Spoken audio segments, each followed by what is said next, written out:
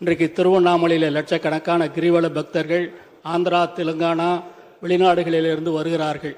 ஆகவே திருவண்ணாமலையில் ஒரு விமான நிலையம் அமைக்க வேண்டும். விமானத்தை பொறுத்தவரை எனக்கே புரியாத ஒரு புதிராக கேட்டிருக்கிறார்.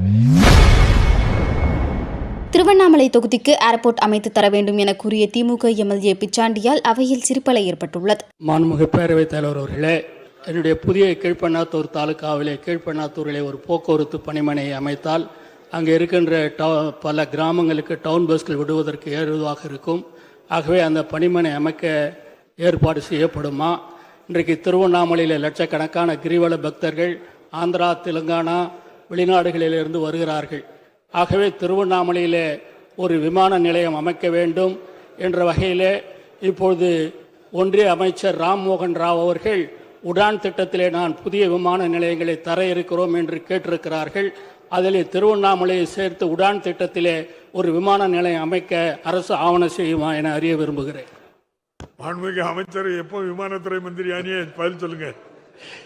மாண்புமிகு பேரவைத் தலைவர் அவர்களே, மாண்புமிகு பேரவை துணைத் தலைவர் அவருடைய கோரிக்கைப்படி இப்பொழுது புதிய பணிமனைகளை அமைப்பதற்கு நம்முடைய போக்குவரத்து கழகங்களுடைய நிதிநிலை இடம் கொடுக்காத நிலையில் இருக்கிறது.